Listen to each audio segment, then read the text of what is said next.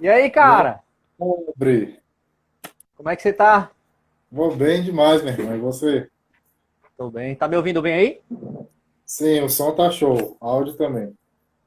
Tá, show de bola. Cara, obrigado por ter tirado um tempinho aí pra gente conversar sobre esse tema tão importante, né, cara? Ah, Eu cara, eu que aproveitei, agradeço o convite. Eu que agradeço o convite. É um aproveitei. tema muito importante, um tema bem relevante nesse momento que o mundo vive, né? Não apenas aqui no Brasil, tampouco apenas nos Estados Unidos, embora os acontecimentos tenham acontecido com mais frequência lá, os acontecimentos que eu digo em relação ao racismo, né? Enfim, à violência. Mas aqui é importante a gente sempre ter esse espaço para discutir, para conversar a respeito desse assunto, que é um assunto que a gente vai perceber que está intimamente ligado no nosso cotidiano, na nossa convivência diária, no nosso dia a dia, tem muito a respeito de questões de racismo, de preconceito, enfim. Show. Eu tava dando uma. Só fazendo a introdução aqui, fazendo uma chamada pra galera. Pessoal, não sei se vocês viram aí no Story essa semana, né? Eu fiz algumas postagens falando sobre o racismo, ah, introduzindo vocês ao que a gente vai falar hoje. E o professor Caetano, ele é um cara que vem falando muito lá no Instagram dele. Quem ainda não segue, aproveite para seguir. Só clicar em cima na nossa conversa, vai lá e segue a página. Ele vem postando assuntos bem legais sobre atletas negros, né, Caetano? E, e eu já quero começar essa conversa falando sobre isso, cara, sobre essa ressignificação. Eu dei uma parada para dar na verdade, foi uma sequência de fatores que vem ocorrendo, né? E nessa sequência, eu acho que já de muito tempo, só que as pessoas não seguem, ouvem, mas não se aplicam, na verdade. Né? É como se fosse ensinado, aprende, mas entra num vídeo e sai pelo outro. Então as pessoas não aplicam na prática, de fato, o que é não ser racista. E aí, o programa Big Brother Brasil teve uma repercussão muito grande quando o integrante Babu, né, ele deu uma aula sobre a origem da palavra negro ou da palavra negra. E aí ele falou, explicou bem que vem de nigger ou de negro e tem uma associação muito grande com questão de inimigo, né, de bandido. E aí muitas pessoas começaram a postar coisas, blogs, escrever artigos e tal. E eu fiquei curioso e fui dar uma lida sobre isso.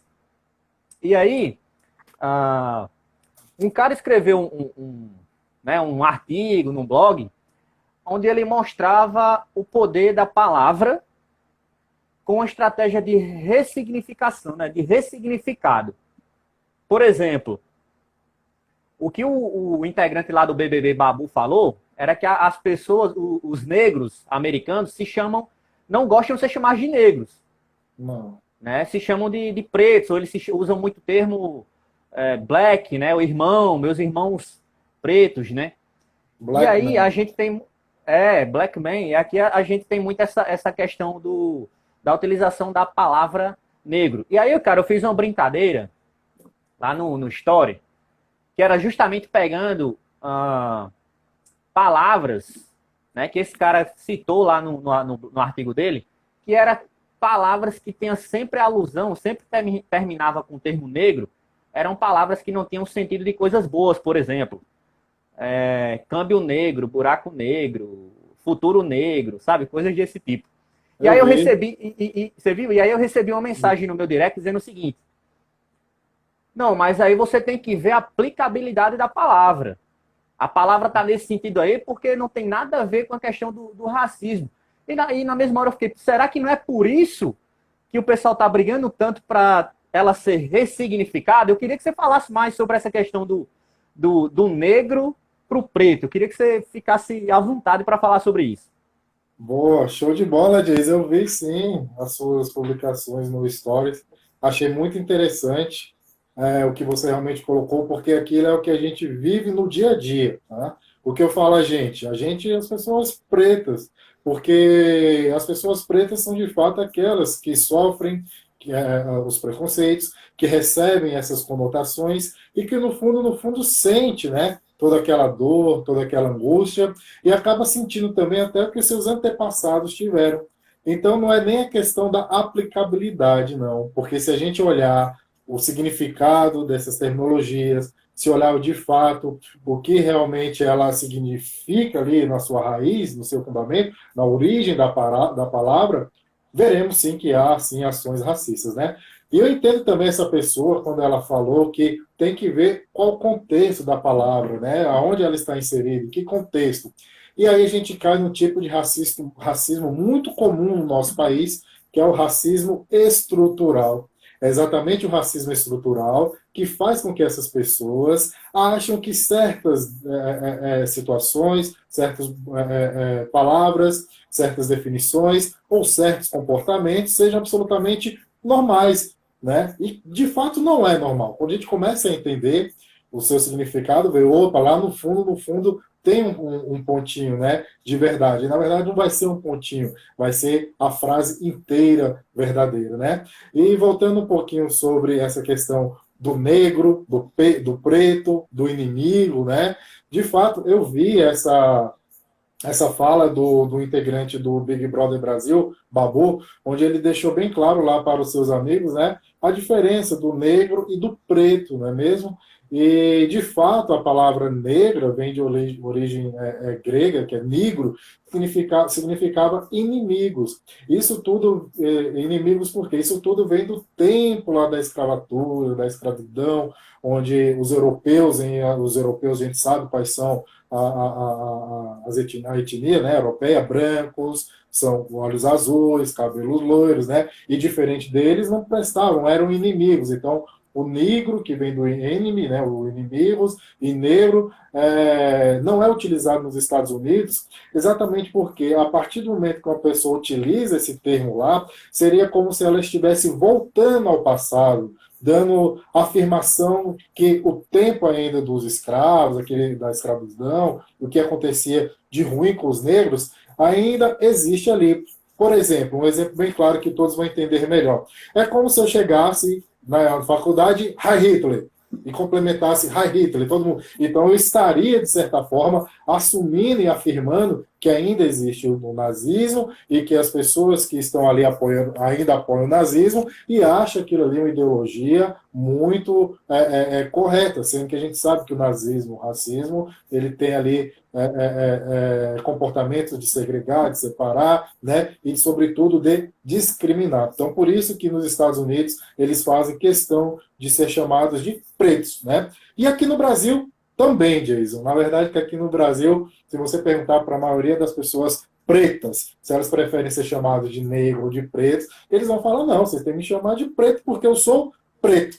Certa vez eu estava saindo aqui do meu condomínio e tinha uma criança, as crianças brincando aqui.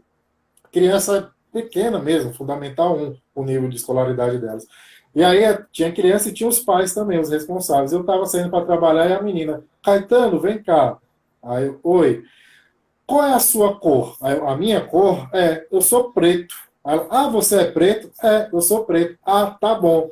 Imaginei rapidamente que ela estivesse ali, de fato, estudando algo relacionado a isso, né? Então, eu achei bem legal, porque ela teve a curiosidade, perguntou, eu informei. Por quê? Eu achei legal. Porque, muito provavelmente, se ela perguntasse na família dela, diria que seria negro, e ela ia aprender como se fosse negro. E esse erro ele é ensinado, inclusive, nas escolas, porque eu aprendi também quando era criança que era negro e não preto, porque, de fato, as pessoas tendem a confundir aí a questão da cor da pele, a questão da raça, enfim. Então, de fato, o correto, para mim, é preto. E para a maioria das pessoas também que eu conheço, que tem a cor da minha pele, que são preto, preferem ser chamados de preto também, Jason.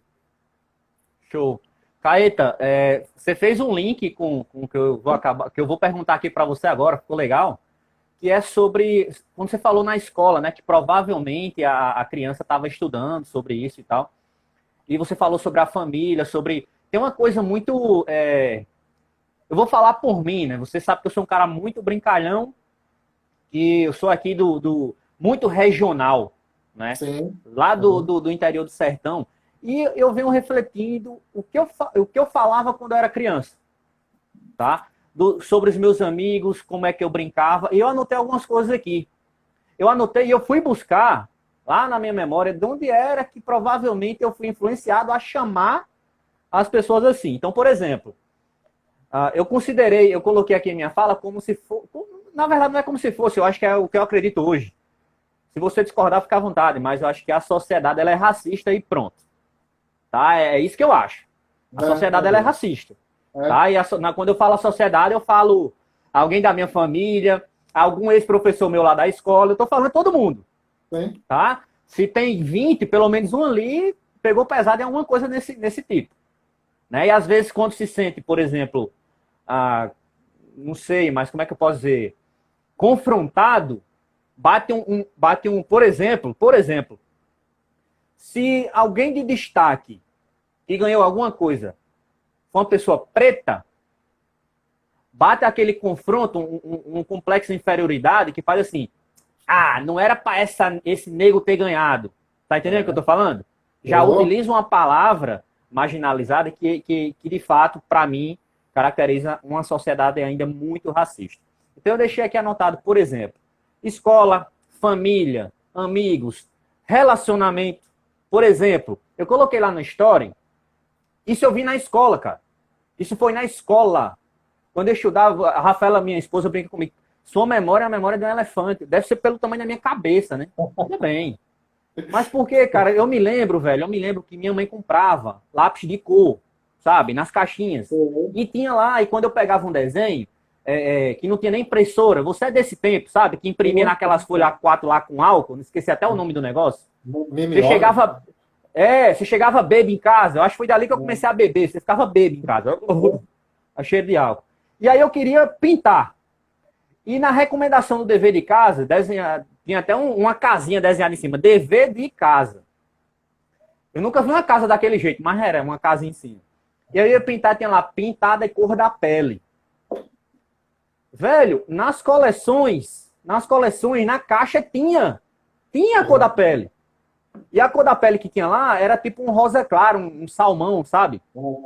Naquele tempo, mas aquilo era normal, bicho, era normal.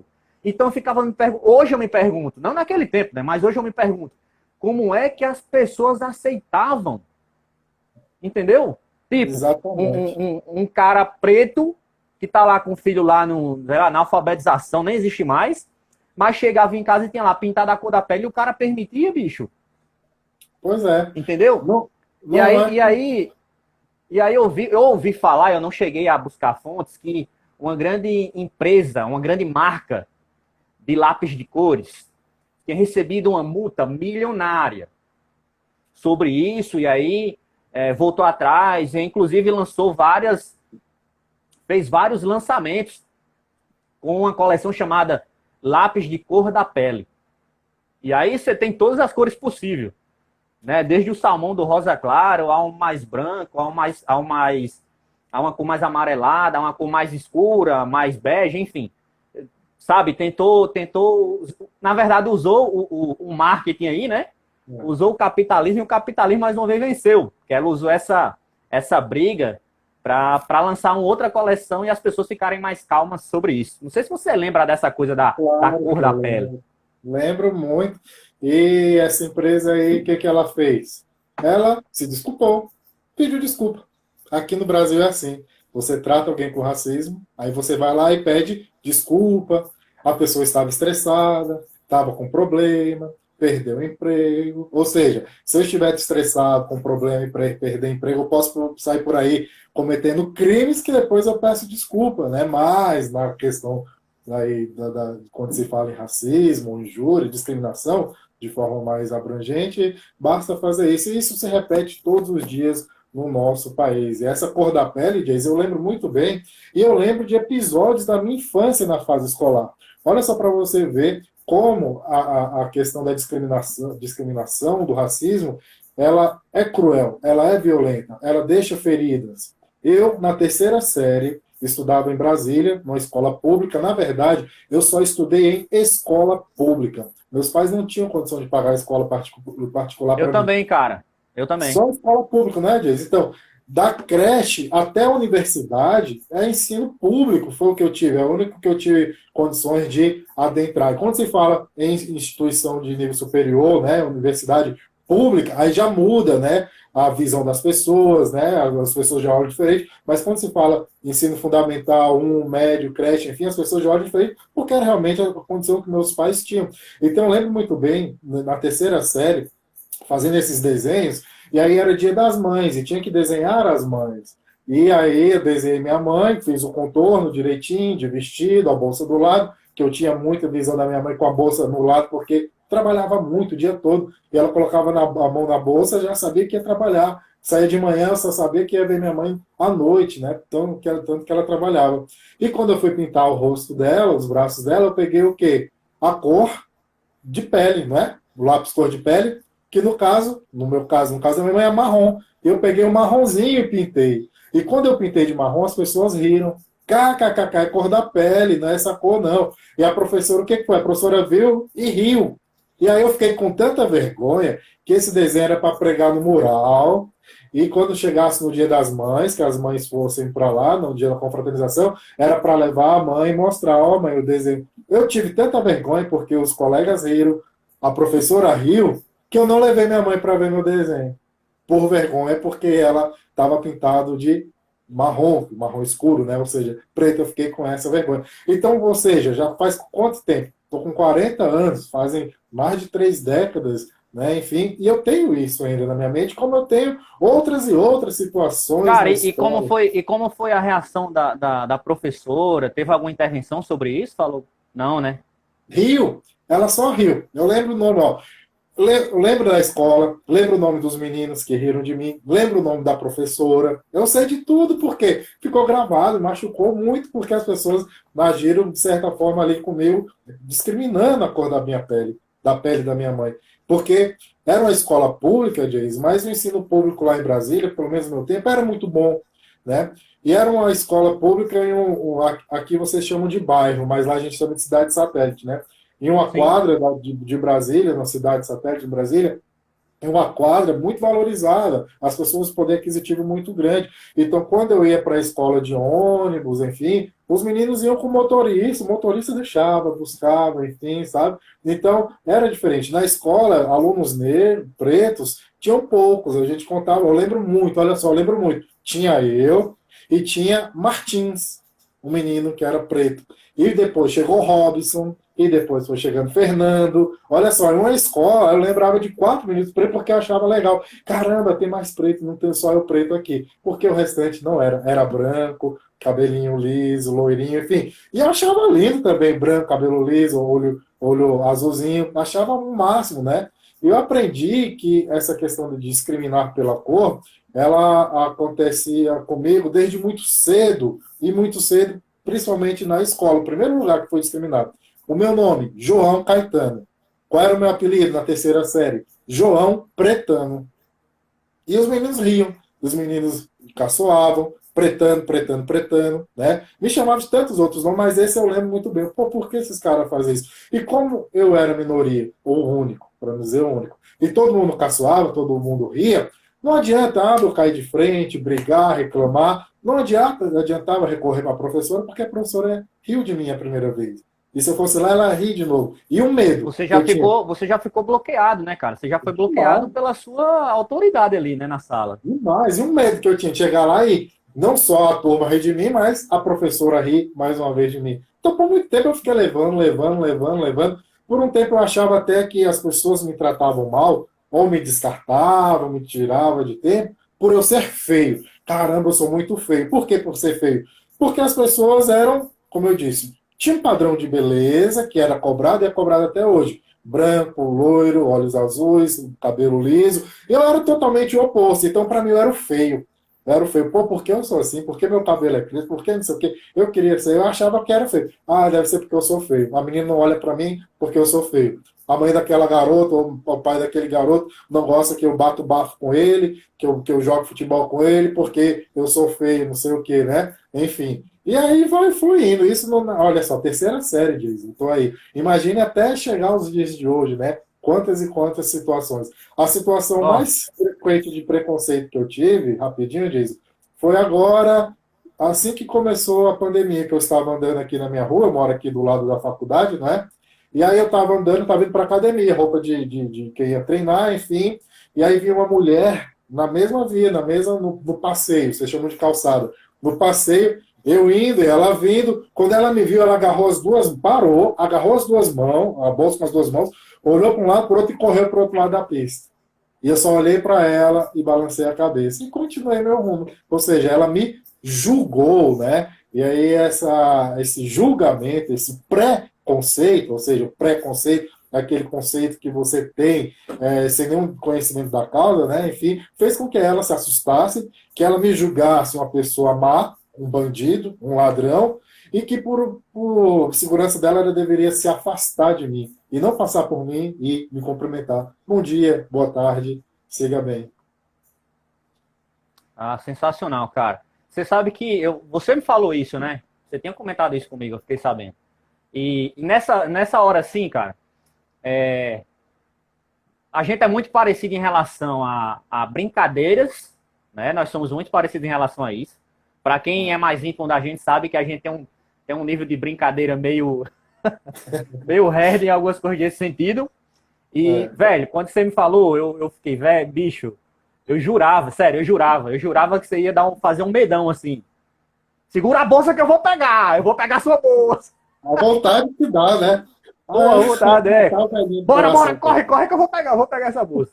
É, meu irmão, porque, sinceramente, é cada coisa ridícula que parece que chega um determinado momento que você brinca com isso tudo. E aí eu ler alguns comentários que eu peguei aqui. Um Ah, ótimo, foi Jason. do meu afilhado. Na verdade, eu sou padrinho de fogueira, sabe? Padrinho de fogueira. Isso E aí é um eu sei amigo o que meu de é. infância. Amigo meu de infância. E a gente estudou junto, escola pública, enfim, tivemos destinos diferentes, né? Mas amigo meu de infância, Tony. Tony. E é um cara que a gente chama hoje, Caetano, até hoje, de Tony Neguinho. Tô Né? neguinho. E ele comentou aqui, bacana, ele colocou aqui. Sempre me chamaram. Pode falar aqui, rapaz. Sempre você me chamou. Sempre me chamaram e graças a Deus eu nunca tive problema com isso. Porque assim, Tony, né, ele não vê isso como um problema, é fato, porque normalmente era aquela coisa, eu botei até lá no story. Era uma coisa que veio de um efeito manada, que era uma forma de carinho. Então as pessoas quando começaram a chamar, por exemplo, a gente tem uma equipe de futebol, que a gente tem um bloco carnavalesco, chamado Vagabundos, olha o nome do bloco. E eu fui presidente desse bloco, Vagabundos. E Tony sempre foi o nosso goleiro. Não passava nada, era parede. E ele não é um Sei. cara alto, ele não é alto que nem você. Ele é mais alto que eu um pouco. Mas era um paredaço, né? Ah, Tanto jogava salão como jogava futebol de campo. E aí, ele era o nosso goleiro. E aí sempre diretamente na escalação, quando ia fazer a convocação lá, a galera começou a morar fora e não sei o que, quem vai jogar na equipe, o goleiro titular, Tony Neguinho. E aí que a gente chamava, Tony Negão, Tony Neguinho. E aí Tony me fez lembrar de uma outra coisa, cara.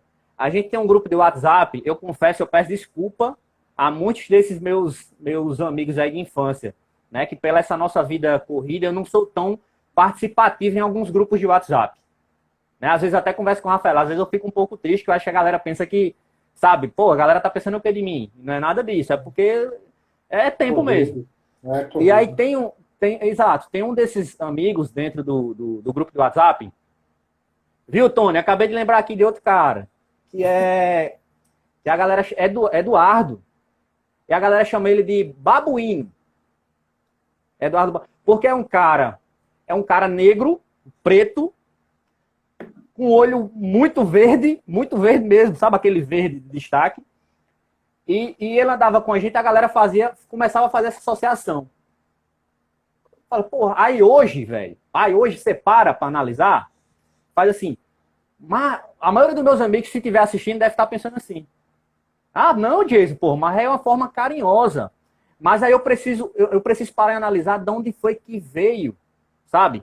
De onde foi que veio essa raiz, até chegar e ser chamado de carinhoso. Tava Entendeu? fazendo uma associação ao macaco, né? O macaco. Exatamente. E foi fazendo alusão também, fazendo já a conexão com o que o integrante Babu fez lá no Big Brother. Babu veio de babuíno, É. que é o apelido do pai dele.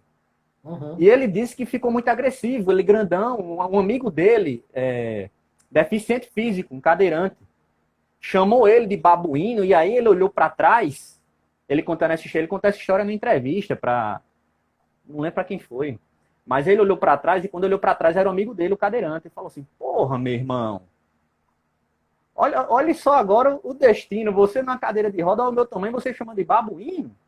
Mas ele disse que aquele choque naquele momento, aquele choque de preconceitos, né? Um cadeirante e um preto sendo chamado de babuíno. Aquele choque de preconceitos fez ele acordar e ele fez assim, pô, eu comecei a aceitar ser chamado assim porque era o apelido do meu pai.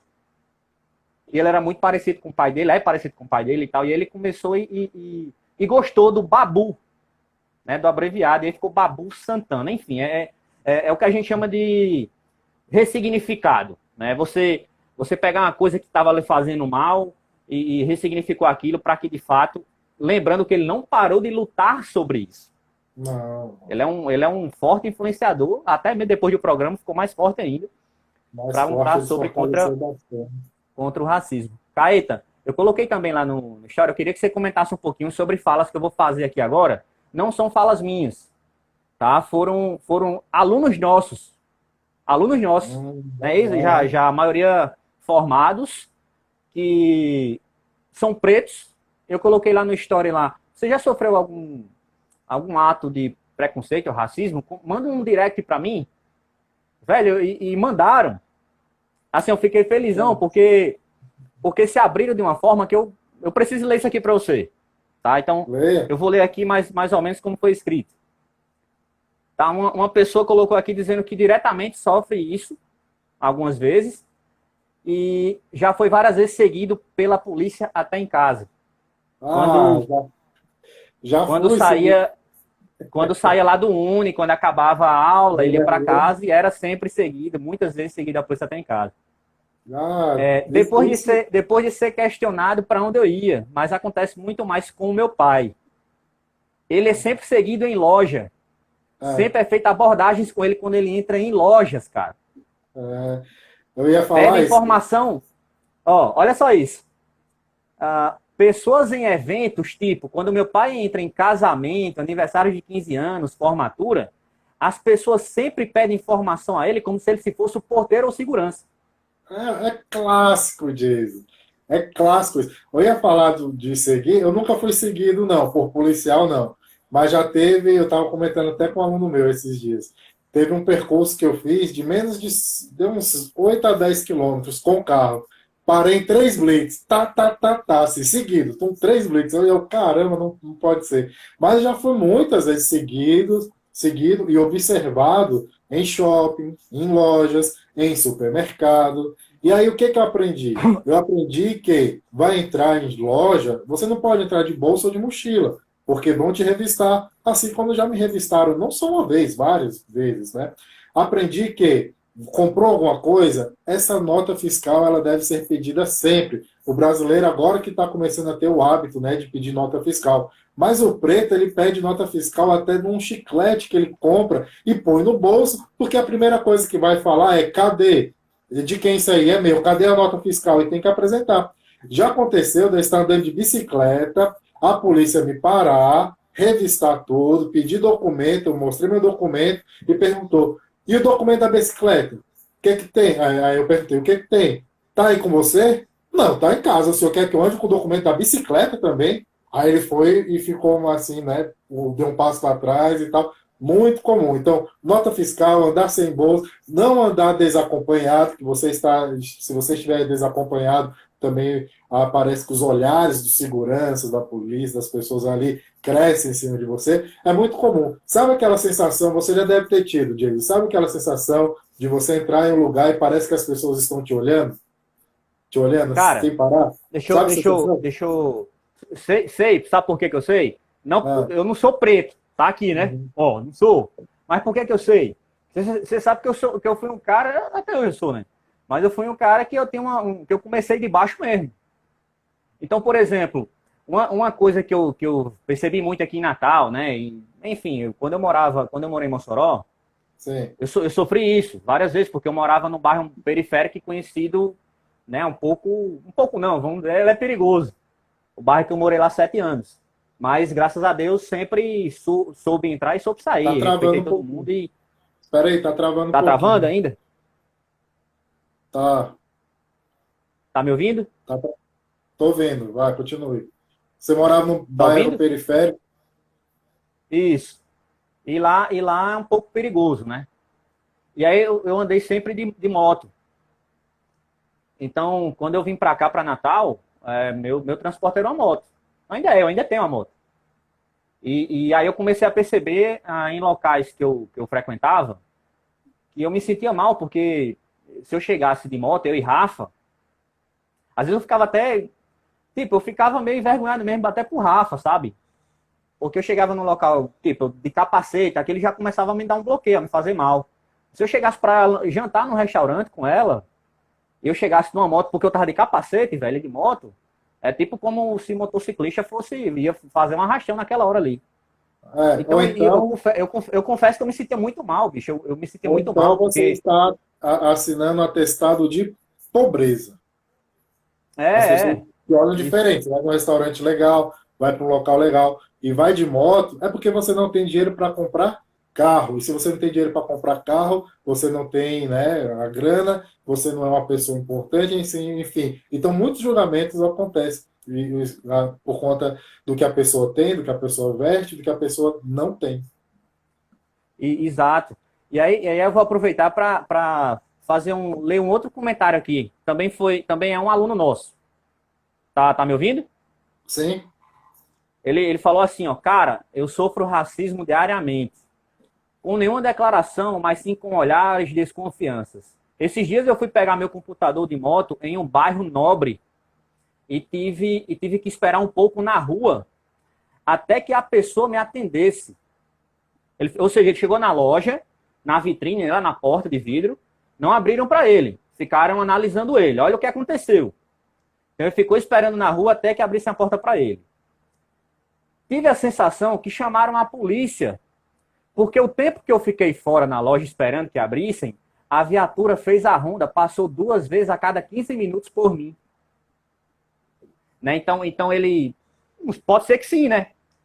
Pode ser que pode sim. ser. Ele acha que manteram Sim. ele É. lá fora esperando, enquanto a polícia, né? Enfim, foi infelizmente, mais um comentário aí também de um nosso aluno. E aí eu vou finalizar com outro comentário aqui, bem rapidinho, que é de uma aluna, também aluna nossa, né? Grande aluna, por sinal. Na verdade, todos que mandaram aqui, eu acho que tem já essa coisa de postura, né? De atitude. Eu vou mandar esse comentário para ser lido lá. Então, todos alunos sensacionais. Foram 4 alunos. Mandou aqui assim, ó. Eu já tive problemas em aceitar a minha imagem, porque branco, querendo ou não, a gente é criado como sendo belo. Como branco sendo belo. O cabelo liso é posto como isso também na nossa infância. Cabelo crespo é dito até hoje como sendo cabelo ruim. E é verdade, né, velho? A gente não presta atenção nisso. Ah, fulano tem um cabelo ruim. Por que é ruim, velho? Né? Você fica, Porque por que é ruim? Aí é difícil aceitar que o que você tem é bonito, porque a sociedade diz que não é bonito. Se não, ninguém alisava cabelo para se encaixar em um padrão que é julgado como belo. Uhum. Né? Aí ela ainda continuou. A solidão é algo também muito importante ser falado. Quanto mais eu assumir minha descendência, né, cabelo, maquiagem, estilo de roupa, mais eu fui ficando só. Ela Só. percebeu que mais ficando solitária, mais ficando isolada. Percebeu que as pessoas se afastavam mais. Claro, é discriminado, é isso mesmo. E aí é muito difícil um cara branco Isso é a mesma pessoa. É muito difícil um cara branco de classe média alta namorar uma mulher preta e assumir ela para a família. Aí aqui eu vou pegar uma outra fala de uma outra mulher fazendo conexão, dizendo o seguinte: a minha ex-sogra não gostou de mim porque eu sou negra. E a ex-nora dela, ela branca. Ela fez um escândalo na festa da família quando me viu. Cara, Queria que você tá bom. comentasse sobre isso. Cara, é impressionante. Se a gente chamar 10 pessoas pretas para comentar sobre essas, como foram vítimas, né, desses preconceitos, a gente vai ter histórias muito parecidas, não é mesmo? Porque o preconceito no nosso país está instalado de uma forma que muitas vezes as pessoas não percebem, e quando o negro reclama, ele está se vitimizando, né? É a vítima. Não, coitadinho, está às vezes coitadinho só porque é negro, enfim. De fato, essa garota aí passou por poucas e boas, coitada, né? Assumiu, né, o seu cabelo, assumiu sua cor. Imagine, isso é difícil para uma pessoa, né? Imagine essa menina ter que utilizar o cabelo liso, utilizar os aspectos culturais de um povo que escravizou os ancestrais dela e que ela, assim mesmo, via forçado a ser espelho desse povo que escravizou o povo dela. Né? Enfim, com o tempo, ela foi amadurecendo, assumiu e, de fato, se sentiu sozinha. E sente sozinha mesmo. Né? Por que vocês acham que grupos de negros, as pessoas lá negras, a sua maioria são negros, porque ali eles conseguem se juntar, conseguem ter o mesmo respeito, tratar de igual para igual, né? E quando tem um grupo miscigenado, vamos dizer assim, são vários brancos e um negro. Veja propaganda de shopping. Aparece vários brancos, loiros, e aí põe um negro, ó, tá vendo? Tem negro, então a gente não é racista, não é mesmo? Eu faço, Novelas são assim também. novelas são assim, né? Eu sou sócio de um clube aqui de Natal, que eu já reclamei por várias vezes, porque esse clube, eu vejo, é minha minoria mesmo, preto, nesse clube. Tem vezes que eu vou para a pelada, só tem eu de preto, diz. Tem vezes que eu estou na academia treinando, só tem eu de preto, diz. Então, o resto tudo branco. Então, mais do que isso, não me surpreende, até porque é um clube privado, né, caro, e a gente sabe a questão da diferença econômica dos brancos para os pretos, né, graças a Deus eu consegui, através de estudos, dedicar muito trabalho, muito esforço, ter condição de conseguir pagar um clube, além de outras responsabilidades, pagar esse clube, enfim. Mas o que me chamou a atenção, eu já escrevi carta, mandei e-mail para o presidente do clube, questionando o quê?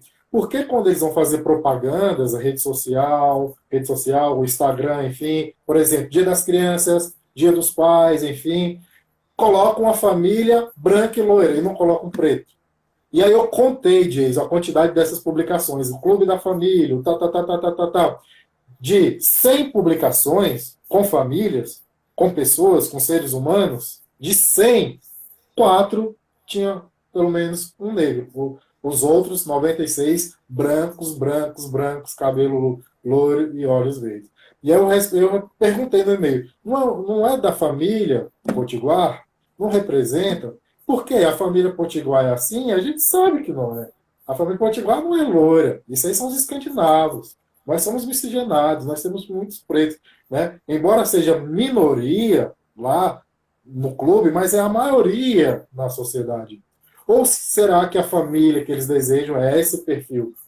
Essa família, branquinha, loira, né, e tal. Então, às vezes, até no nosso ambiente de trabalho, a gente se sente só. Eu não sei o nome da garota, da menina, mas é realmente bem dolorida essa situação, bem desconfortável. E vou adiantar para você, você vai viver isso pelo resto da sua vida. Você vai aprender a conviver com essa dor pelo resto da sua vida. E mesmo estando acompanhado, você vai se sentir só muitas vezes. O ambiente de trabalho, como eu estava falando, é muito também complicado. Às vezes você se sente só. Eu dei aula em duas instituições de ensino superior. A instituição que teve mais professor preto foi a UniRN. Tem eu, tem Sanderson, né? Tem Edeilson, tem a professora de língua portuguesa, tem o Adriana, né, Rafael, Adriana? Adriana, isso. tem o Rafael lá da academia, né? Então, enfim, tem muitos Professora Marília, né? Marília. Então, de certa forma, bastante professores pretos. Em outra instituição que eu trabalhei, eu lembro, professor preto tinha eu e Sanderson, o mesmo Sanderson da direita. Professor Edeilson. Professor Edeilson Edeilson, eu também, Edeilson. eu mencionei. Então, só tinha os dois, é o caramba, né? Enfim. Então, a gente consegue perceber, professor, mas também, se não estudar, não chega. Claro, se não estudar, não chega. Se estudar, não chega. E aí tem a questão até das cotas, né, universitárias, né? Uma vez eu conversando com Leônidas, entrevistado aí anteriormente pelo Bulandeira, eu estava conversando com ele sobre exatamente a situação de cotas, enfim. Leônidas, eu estudei a minha vida toda em escola pública, eu sou negro, mas eu nunca usei cota, cara. Aí ele questionou, mas por que, Caetano? Não, cara, eu nunca quero, mas é um direito teu, você tem que usar não sei o quê. Aí ele falou, bicho, se eu tivesse esse direito, eu usaria. Porque isso aí é um direito, não é um favor que você está pedindo, não. A questão da cota, muitas vezes a pessoa pensa que é uma maneira de facilitar. Não é uma maneira de facilitar. É apenas uma maneira de deixar igual. Não tem como o preto que estuda na escola onde não tem estrutura, não tem professor, não tem merenda, não tem água, não é mesmo? Não tem ali, muitas vezes o preto tem como principal refeição a merenda da escola, competir com aquelas pessoas, competir que eu digo no vestibular, com aquelas pessoas que estudam nas melhores escolas, têm os melhores professores, fazem aulas de inglês, de música, enfim. Desde quando eu cheguei no ensino superior, todo mundo sabia falar inglês, espanhol, enfim. Eu não sabia nada. O meu inglês era o inglês do quê? Do videogame, inglês desenho animado. Era um inglês que não morria de fome. Mas se fosse para dialogar, não sabia todo mundo falando isso. Tinha viajado para Disney, viajado para a Europa e tal. E Caetano, foi para onde? Eu não tinha nem andado de avião. Andei a primeira vez de avião aos 23 anos, quando eu vim para Natal. Saí de Brasília e vim morar em Natal. Primeira vez que eu viajei de avião. Ou seja, já um adulto, enfim, né? Aqui no nosso estado, nós temos uma competição chamada Germes, né? Você jogou muito tempo, você e seu amigo Tony Sim. jogaram o Germes, né?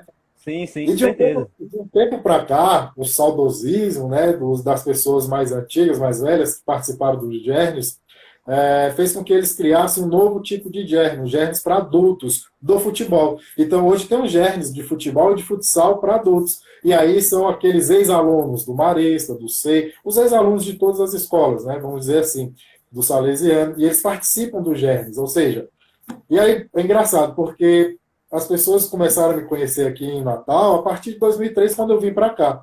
E aí já veio gente do Neves, Caetano, você já estudou no Neves? Caetano, você estudou no Salesiano? Caetano, você estudou no Maris? Caetano, você estudou no SEI? Porque tem um germe e a gente está precisando de um zagueiro. Aí eu, não, cara, eu estudei a minha vida toda em escola pública. Ele, é. Eu só estudei em escola pública. Pô, Caetano, mas nem um ano. Não tive essa oportunidade, não. Então não tinha essa oportunidade. Eles ficam, caramba, o Caetano estudou em escola pública, não pode jogar por isso. Pois é, até nisso aí, pro preto, é ruim porque ele é discriminado. Eu queria muito participar do GET, só que eu não posso, porque eu estudei em escola pública, por ser pobre e preto.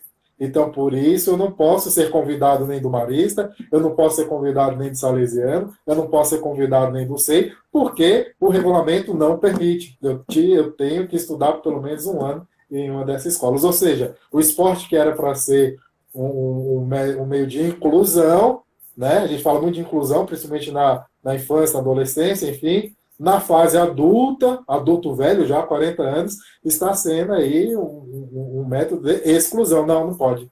Enfim, é complicado. Cara, eu só queria já agradecer a todo mundo aqui, para não esquecer. Obrigado pelos comentários, pelos corações aqui. Tá? Eu queria muito pedir a ajuda de vocês. Eu vou pegar um jargão que já existe aqui em Natal, mas eu vou repetir. Me ajude, me ajude, me ajude, me ajude, me ajude a divulgar aqui o Bulandeira toda terça-feira às 15h07. E queria agradecer muito aos comentários do professor Omar. Omar, Caetano, Omar está aqui comentando sempre, participando da Bulandeira. Grande professor Omar. Caetano, convido você a fazer um vídeo de ginástica com o Omar. Eu estou vendo que está tendo aqui bastante comentário, só que eu estou no celular e estou distante, aí eu não consigo ler. Pois é.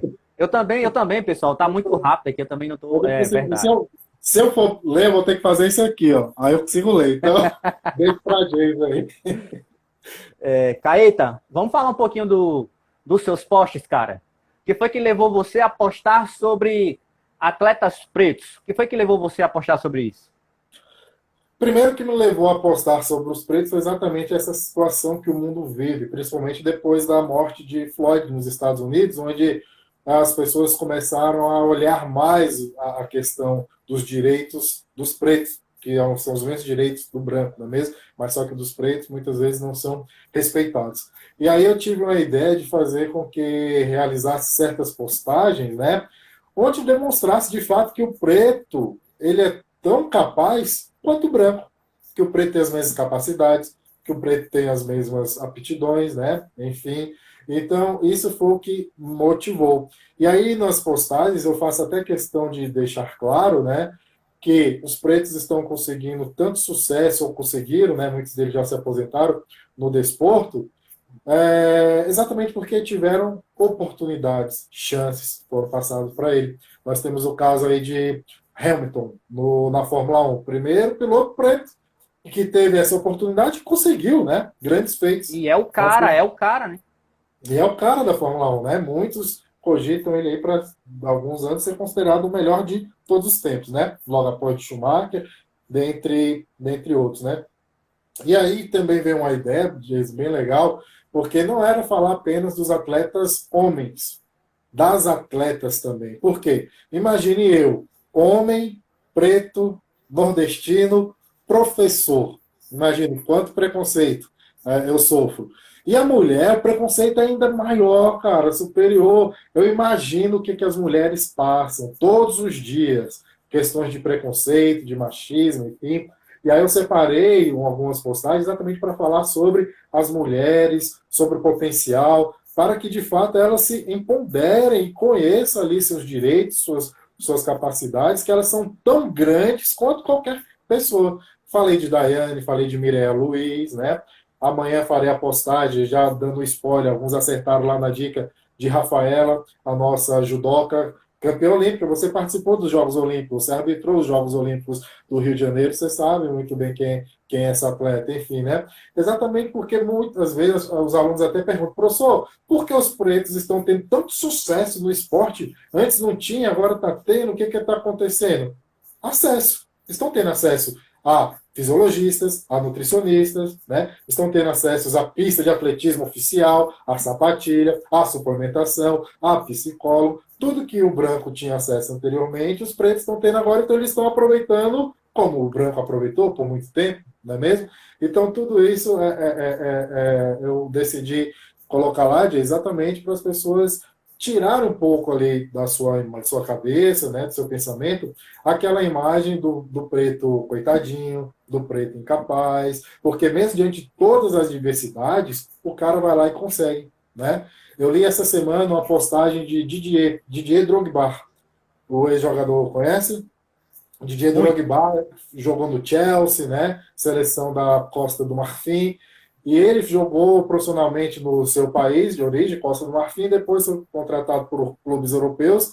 E aí lá, olha só, quando ele saiu da Costa do Marfim, que foi jogar, se não me engano, na Inglaterra, foi que ele descobriu que as pessoas comiam 3 vezes por dia, porque ele só podia comer quando tinha. Eu, caramba, como é que um cara que comia uma vez por dia se tornou esse super atleta, enfim, né? E tantos outros aí, exemplos que a gente tem no mundo esportivo. Então, o mesmo fato do sujeito conseguir resultados no esporte, né, excelência no esporte, por conta de ter acesso, né, ao esporte propriamente dito, à estrutura, como eu te falei, é o que também causa o sucesso em outras profissões. O chefe, que é negro, chefe da cozinha, que é negro.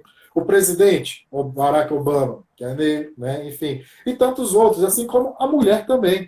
Ou seja, não tem diferença entre homem e mulher, não tem diferença entre preto e branco, amarelo. Não, é tudo uma coisa só. A genética é a mesma, as dores são as mesmas, os problemas são os mesmos, as doenças são as mesmas, não é mesmo? Os alimentos, a condição é o conhecimento que é compartilhado na sociedade é o mesmo, as oportunidades são as mesmas, e a gente vê que não é. É muito discrepante, né? Essas oportunidades e os conhecimentos. É aquilo que eu falei, se você não tiver acesso à escola boa, a escola pública dificilmente você vai conseguir acompanhar, por uma série de problemas, né? Se você não tiver esses acessos, enfim, dificilmente você vai conseguir, pelo menos ali, atingir um nível maior de conquistas e vitórias. A professora Diane chegou aqui agora há pouco, né? Comentou aqui, pô, acabei de chegar, tal. Diane, obrigado mais uma vez. Diane sempre participando da Bandeira. Diane, Diane beijo, falou uma Diane. coisa, Diane falou uma coisa que é legal, tá aqui na pauta, que é o seguinte: menos discussões e mais ação, né? Eu queria, a gente já tá, são 15h58, cara, parece que faz 20 minutos que a Boa, gente tá conversando só, né? não é? E eu queria Boa. que você comentasse um pouquinho, Caetano, agora no final, sobre essa questão que Diane falou, assim, veio uma sequência de fatos acontecendo ultimamente, né? Assassinatos aqui no Brasil, a morte de João Pedro, depois veio a morte do menino Miguel, enfim, várias. Eu não gosto, na verdade, não gosto nem de falar, não me sinto muito legal Não, para falar sobre é. isso. E teve a morte lá do americano George Floyd também. Mas lá os caras agem diferente. Eu queria que você. Qual a sua visão que você tem? Por que, que a gente. E aí todo mundo começou a postar no Instagram, não estamos unidos, todos por um. Enfim. Mas todo mundo posta no Instagram, todo mundo fala, todo mundo é anti-racismo, mas você não vê as pessoas agirem. E lá nos Não. Estados Unidos os caras ainda estão agindo. Né? Eles estão contra aquela luta. Qual a diferença que você vê Pois é. em outros países para eles lá? Ah, a diferença é gritante, a gente vê aí, não é mesmo? O menininho que caiu, não. Para mim, aquilo foi jogado lá do prédio, em Recife. O outro que foi baleado dentro de casa, negros, enfim. E que praticamente nada aconteceu. Fora esse Recife, que teve uma repercussão pequena, mas ainda as pessoas solidarizaram e foram protestar lá em apoio à mãe, à família, né? Mas quantas outras mortes ocorrem ou ocorreram no nosso país de pessoas simplesmente porque são pretas?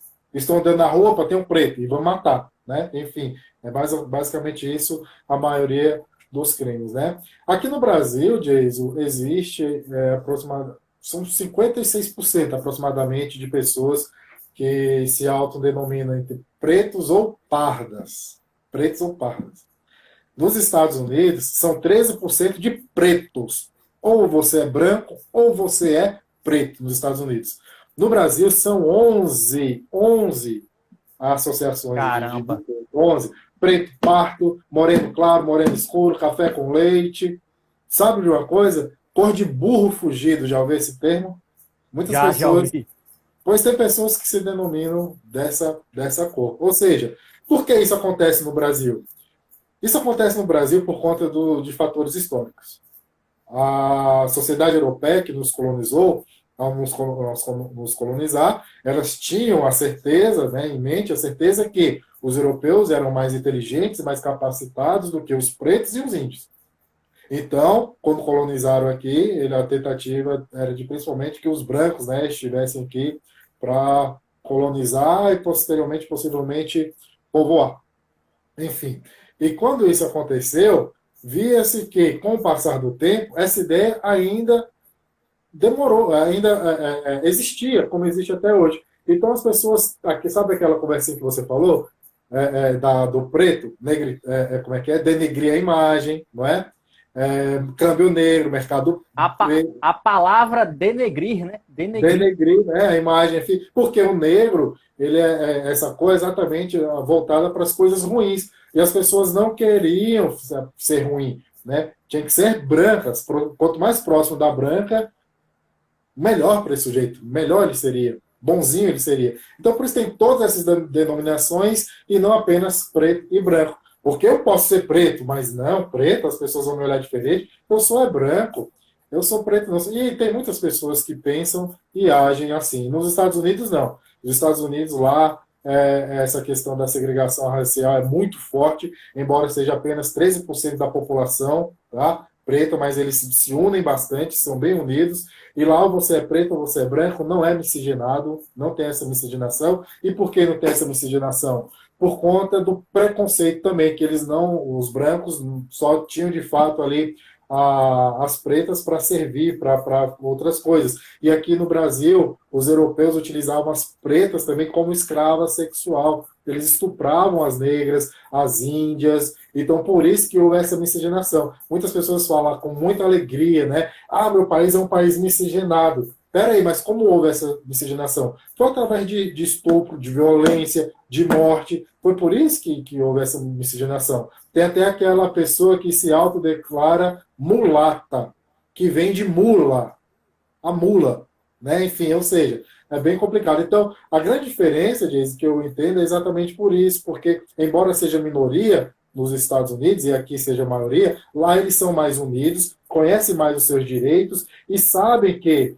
pelos fatores históricos, a gente pode citar Malcolm X, pode citar Luther King, né, dentre outros, enfim, que eles unidos, eles batalhando, eles marchando, eles protestando, eles conseguiram muitas coisas, né? Eles conseguiram e conseguem até hoje. E aqui no Brasil isso não aconteceu. Por exemplo, para terminar aqui o período da escravatura, da escravidão, quando isso aconteceu, houve a Lei Áurea, né? 1888. O nosso país tem um período maior de escravidão do que sem a escravidão, né? 1888 foi a lei que libertou os pretos, né? Eles não precisaram mais ser escravos. Mas libertou e aí? Deixou eles à míngua.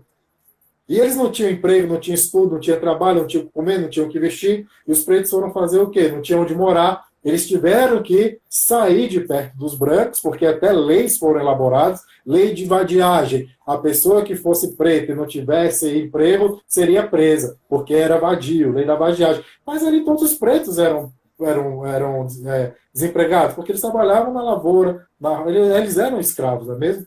Então eles foram o quê? Morar distante dos brancos. Foram morar nos morros, onde ninguém habitava. E aí surgiu as favelas. Por que as favelas são nos morros, não são no plano? Porque ninguém mora no morro. Os ricos moravam embaixo, os brancos moravam embaixo, né, nas suas casas, enfim. Então os pretos foram lá construindo a sua casa com madeira, com o que dava para construir, e aí veio então o surgimento das favelas no nosso país. Assim, imagine um país que tem mais de 56% da população negra, preta, esses pretos se juntassem, marchassem, brigassem por seus direitos, enfim, imagine como seria, porque hoje os pretos são maioria, aqui no país não é minoria, e quem está comandando tudo é a classe minoria, que são, eu falo os brancos, né, os ricos, poderosos, aqueles que de fato praticam o preconceito, né, os que utilizam o trabalho preto, enfim, de forma bem abusiva. No meu entendimento é mais isso, que aqui no Brasil os pretos ainda não conseguiram se unir tanto e não conseguiram, sobretudo, assumir que são pretos, assumir de fato a sua raça, a sua origem, a sua cultura. Perfeito, meu amigo. Perfeito, perfeito, perfeito. Que aula, que aula. Jefinho fez até um comentário aqui, grande Jefinho, sobre essa questão da influência, né, da imigração de gente branca para poder clarear a população brasileira. Foi, Jefinho. Caeta, 16:05 e 44 segundos, cara. Queria que você. Eu não queria terminar a live assim, daquela coisa chata, tá? Então eu já queria lhe agradecer. Obrigado por essa aula. Obrigado por essa aula. Obrigado por ter aceitado. Com certeza vamos ter mais oportunidades de novas bulandeiras. Eu queria deixar esse um minutinho para você se despedir. Geise, meu amigo, eu que agradeço muito essa oportunidade, essa abertura que você me ofereceu para falar um pouco desse contexto, né, que infelizmente não é um papo tão agradável de falar, porque machuca, mexe com a gente, emociona bastante, a gente sabe como é, mas que tem que ser falado, tem que ter discutido, tem que ser discutido, não pode nunca, jamais ser deixado de lado, escondido ali, não. Tem que botar a fora mesmo, né? Como diz o ditado, ok? Cara, e essa bolandeira é sempre muito show. Faltam 13 segundos. 13 segundos. Muito show, tá? Muito obrigado aí. Todo mundo ajudasse, né? Valeu, ajudasse a compartilhar mais, divulgar a bulandeira toda terça-feira. E muito obrigado, meu amigo. Muito